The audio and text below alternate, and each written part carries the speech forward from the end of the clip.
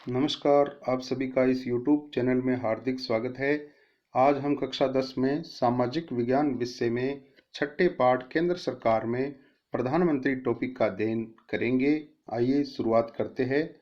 प्रधानमंत्री prime minister और वर्तमान में भारत के प्रधानमंत्री है श्री नरेंद्र मोदी जी। भारतीय संविधान का अनुच्छेद 74 प्रधानमंत्री पद की व्यवस्था करता है। तो भारतीय संविधान का कौन सा अनुच्छेद प्रधानमंत्री पद की व्यवस्था करता है? 74, याद रखें। आगे अपने देखते हैं प्रधानमंत्री की नियुक्ति कौन करता है, किस प्रकार होती है। संविधान में उपबंधित है कि प्रधानमंत्री की नियुक्ति राष्ट्रपति करेगा। तो बच्चों, प्रधानमंत्री की नियुक्ति कौन करता है? राष्ट्रपति। संसदात्मक प्रणाली के मूलभूत सिद्धांत के अनुसार राष्ट्रपति लोकसभा में बहुमत दल के नेता को प्रधानमंत्री पद पर नियुक्त करने के लिए बाध्य है। यानी राष्ट्रपति ऐसे हर किसी को प्रधानमंत्री नियुक्त नहीं कर सकता है। संसदात्मक प्रणाली के मूलभूत सिद्धांत के अनुसार ऐसा प्रावधान है कि राष्ट्रपति लोकसभा में बहुमत दल के नेता को प्रधानमंत्री पद पर नियुक्त करने के लिए बाध्य है। यानी जिस दल को बहुमत प्राप्त होता है चुनाव में। आगे अपने देख रहे हैं, फिर भी कुछ ऐसी परिस्थितियां हो सकती है जिनमें राष्ट्रपति प्रधानमंत्री की नियुक्ति के संबंध में विवेक का प्रयोग कर सके। यानी कुछ ऐसी परिस्थितियां हो सकती है कई बार जिनमें राष्ट्रपति प्रधानमंत्री की नियुक्ति के संबंध में विवेक का प्रयोग कर सकता है। आगे अपने देख रहे हैं, प्रधानमंत्री कार्य, शक्तियां एवं अधिकार। यानी प्रधानमंत्री के क्या क्या कार्य होते हैं, क्या क्या शक्तियां, अधिकार है, देखेंगे अपने। संसदात्मक शासन व्यवस्था के अंतर्गत प्रधानमंत्री ही संविधान भवन रूपी वृहद खंड की मुख्य शिला होता है। यानी संविधान भवन रूपी जो वृहद खंड है उसकी मुख्य शिला कौन होता है? प्रधानमंत्री। अब अपने देख रहे हैं कार्य। एक नंबर है मंत्री परिषद का निर्माण। मंत्री परिषद का निर्माण। अपना पद ग्रहण करने के बाद प्रधानमंत्री का सर्वप्रथम कार्य मंत्री परिषद का निर्माण करना होता है। यानी प्रधानमंत्री पद ग्रहण करने के बाद सर्वप्रथम कौन सा कार्य करता है? मंत्री परिषद का निर्माण।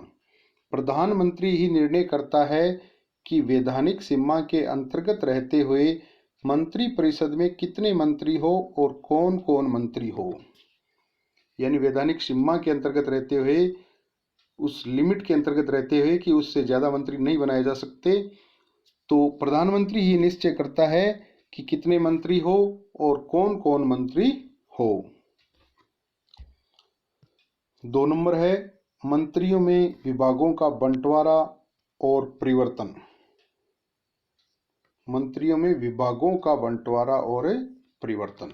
यानी अलग अलग विभाग, चिकित्सा विभाग, गृह विभाग, रक्षा विभाग, इन सभी का बंटवारा और परिवर्तन का कार्य भी प्रधानमंत्री करता है। मंत्रियों में विभागों का बंटवारा करते समय भी प्रधानमंत्री सब विवेक के अनुसार ही कार्य करता है। यानी अपने विवेक का, अपनी बुद्धि का प्रयोग करते हुए ऐसा करता है। यानी जो जिस विभाग के योग्य होता है उसको वो विभाग मिले, ये कोशिश रहती है प्रधानमंत्री की। और प्रधानमंत्री द्वारा किए गए अंतिम विभाग वितरण पर साधारणतया कोई आपत्ति नहीं की जाती।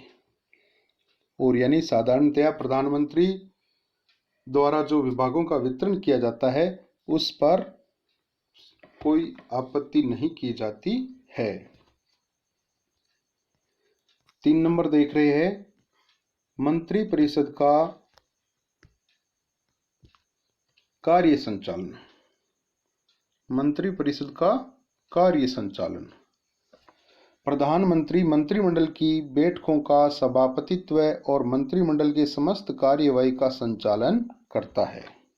यानी प्रधानमंत्री मंत्रिमंडल की जो बैठकें हैं उनकी अध्यक्षता या सभापतित्व करता है और मंत्रिमंडल की समस्त कार्यवाही का संचालन करता है।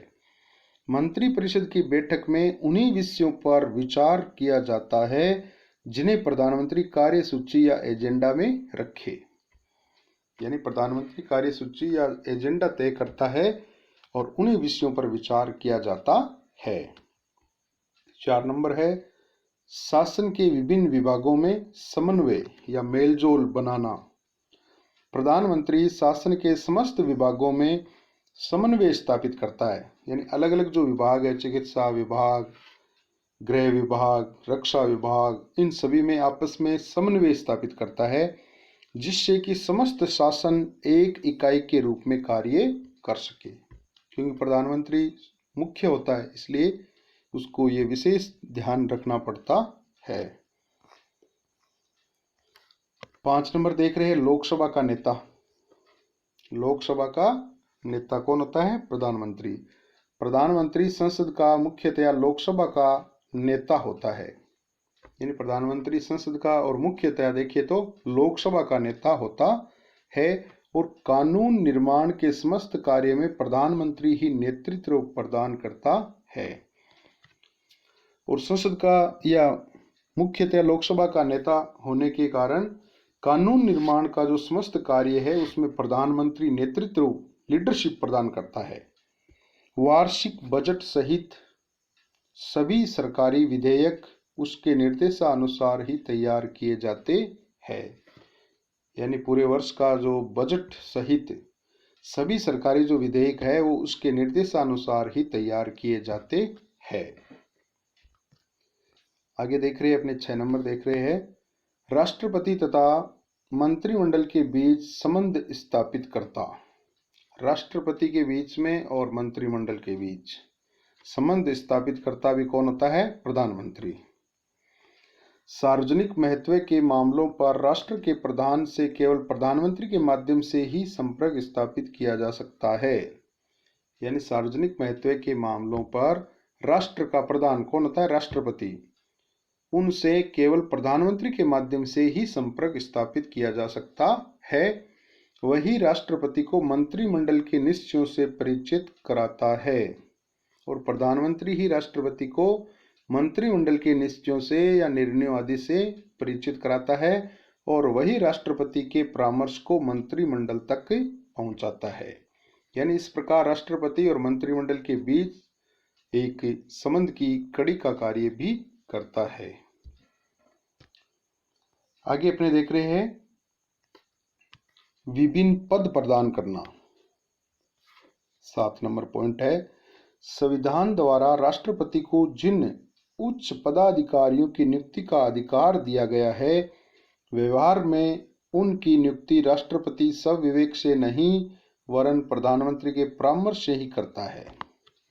यानी संविधान द्वारा राष्ट्रपति को जिन उच्च पदाधिकारियों जैसे संघ लोक सेवा आयोग के अध्यक्ष आदि है, अन्य है, तो उनकी नियुक्ति राष्ट्रपति द्वारा की जाती है। वो अपने स्वयं के विवेक से ऐसा नहीं कर सकता है, प्रधानमंत्री के परामर्श से ही वास्तव में ऐसा करता है। धन्यवाद। आशा है आपके वीडियो अच्छी तरह समझ में आया होगा टॉपिक।